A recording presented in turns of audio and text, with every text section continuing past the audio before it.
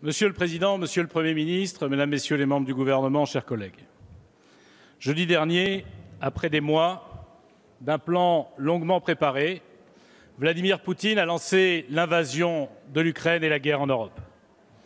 Nos concitoyens, les Occidentaux, nos dirigeants, nous-mêmes, frappés de stupeur et d'effroi, découvraient que la guerre n'était pas un concept relégué aux accessoires de l'histoire, mais qu'elle était de retour, et avec quelle brutalité, de façon sanglante, sur notre continent, à 2400 km de Paris.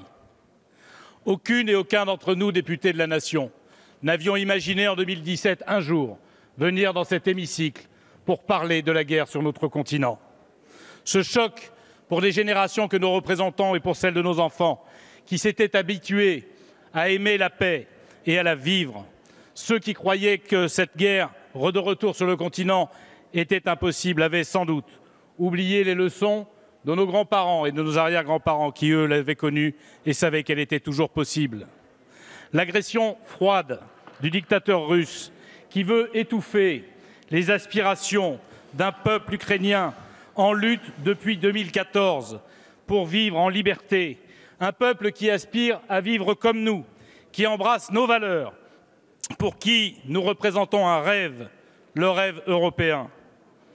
Oui, nous nous réjouissons, Monsieur le Premier ministre, de la condamnation unanime des gouvernements européens, des initiatives prises par le gouvernement français que nous soutenons et par les gouvernements occidentaux, d'abord par des sanctions trop timides, puis aujourd'hui des sanctions réelles et massives, par l'aide humanitaire, par l'aide économique et l'aide militaire, avec, Monsieur le Premier ministre, je veux le souligner ici devant notre Assemblée, des événements majeurs, comme le fait que l'Allemagne, pour la première fois de son histoire, décide de livrer des armes à l'Ukraine depuis 1945, ça ne s'était jamais vu. Avec la Suède qui sort de sa neutralité et qui, elle aussi, aide le peuple ukrainien qui souffre et qui se bat. Avec la Suisse qui est encore plus historiquement neutre et qui s'associe aux sanctions économiques contre le régime russe. Avec l'Union européenne qu'on dit et qu'on connaît trop divisée, qui pour une fois se réunit, se rassemble et décide d'agir ensemble. C'est dire la gravité, mais aussi la force du réveil de nos pays et de nos peuples. Ces peuples dont les opinions publiques sont solidaires, et l'opinion publique française aussi est admirative de ces hommes et de ces femmes qui se battent et qui meurent en ce moment dans les rues de Kiev ou de Kharkiv, face à un agresseur infiniment plus puissant qui veut écraser leurs rêves et les asservir. Les esprits français, le cœur français est avec ceux qui sont sous les bombes, avec ceux qui creusent des tranchées dans leur ville, avec ces femmes et ces enfants qui partent se réfugier pendant que leurs époux partent combattre l'envahisseur. Solidaires, oui, le sont les Français, mais aussi ils sont dans une crainte d'un conflit qui pourrait dégénérer en conflit global, englobant tout notre continent. Monsieur le Premier ministre, je crois qu'il faut dire la vérité aux Français, qui sont capables de la comprendre, même si elle est désagréable. La France n'est pas en guerre, mais elle n'est plus réellement en paix. Cela explique les sanctions économiques que vous avez décidées, mais aussi les conséquences que nous aurons à subir, vous l'avez abordé, l'inflation, les taux d'intérêt, le budget, une croissance moindre. Nous aurons, nous aussi, à subir les effets de ce conflit. Et quand le président de la République dit que les conséquences en seront longues, nous devons nous y préparer dès maintenant, quelles que soient nos options politiques. Cela explique aussi le coût des aides humanitaires, des livraisons d'armes, des déploiements français en Roumanie, dans les pays baltes, pour défendre le monde libre auquel nous appartenons, car si nous ne le faisons pas aujourd'hui, demain c'est notre liberté qui seront elles-mêmes menacées. Je le dis avec un peu de regret, j'aurais souhaité que nous puissions livrer des armes plus tôt, mais je me réjouis que nous le fassions maintenant. Car c'est, face à Vladimir Poutine, la détermination qui peut faire reculer et rien d'autre. Cela explique aussi l'impérieux devoir, Monsieur le Premier ministre, d'accueillir en France et en Europe ceux qui fuient cette guerre. Je veux d'ailleurs remercier le gouvernement et ses préfets d'interpeller en ce moment les députés de la Nation, les représentants des collectivités locales, pour leur demander dans quelle mesure ils peuvent accueillir des réfugiés. Cela fait honneur à la France, parce que s'il y en a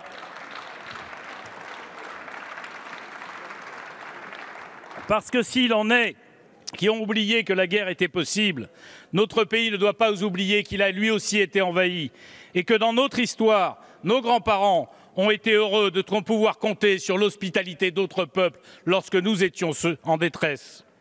Quel contraste avec ceux qui, comme M. Zemmour, préconisaient il n'y a pas si longtemps la sortie de la France de l'OTAN. Je l'invite à aller demander aux habitants de Kiev s'il ne fait pas bon être au sein de l'OTAN pour être protégé dans sa liberté et sa sécurité. Lui qui a l'indécence de vouloir tourner le dos aux victimes de son ami Poutine et qui, aujourd'hui, préfère les maintenir en Pologne, un des pays les plus pauvres de l'Europe, que de nous voir être solidaires tous ensemble et répartir l'effort à faire face à cette guerre. Oui, lui qui espérait un Poutine pour la France, quelle ironie de l'histoire faite à celui qui en travestit les leçons, que cette actualité qui vient nous rappeler qu'il existe, Monsieur le Premier ministre, dans les esprits au moins, toujours une cinquième colonne dans notre pays, et que le racisme, le fascisme, la nostalgie du pétainisme riment aujourd'hui encore avec collabo.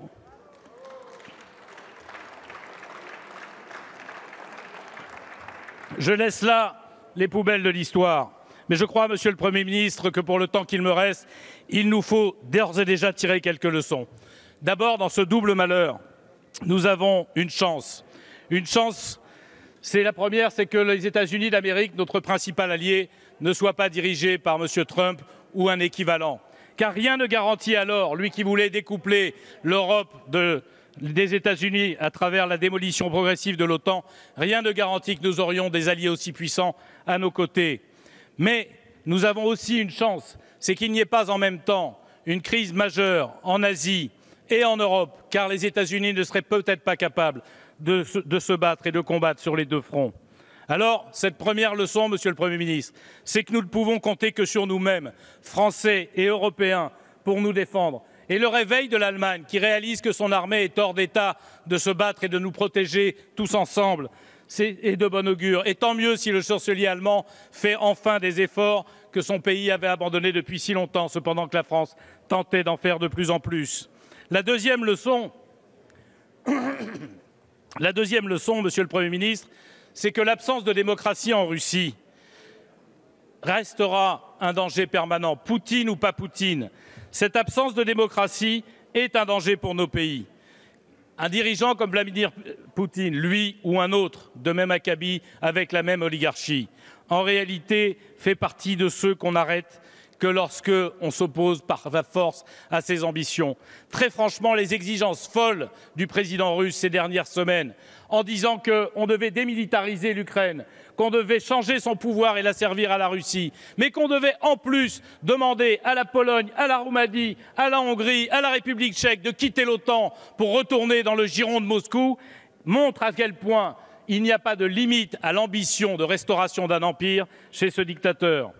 Alors, je pense qu'il faut savoir dès maintenant que nous serons amenés à montrer plus que de la détermination face à la Russie tant qu'elle ne pourra pas vivre comme une démocratie, c'est-à-dire en partageant les mêmes valeurs que nous.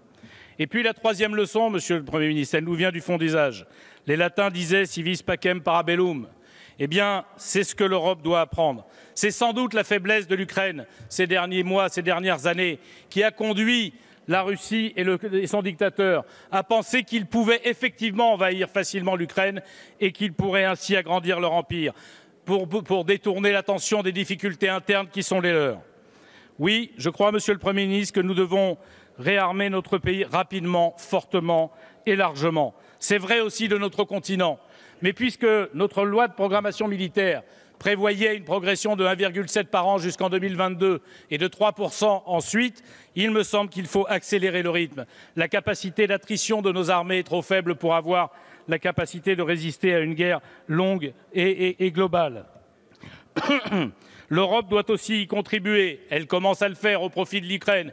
Il serait bon qu'elle n'oublie pas que nous intervenons sur nos propres budgets pour la défendre en Afrique et au Sahel. Enfin, Monsieur le Premier ministre, il faut organiser nos sociétés avec un esprit de défense que nous avons oublié depuis longtemps, dans toute son organisation éducative, économique et civile, réduire nos dépendances vis-à-vis de l'extérieur, augmenter nos capacités de résilience, songer à ce qu'il se produirait pour nos sociétés si, demain, un sous-marin russe coupait les liens transatlantiques à travers les câbles sous-marins qui relient nos deux continents.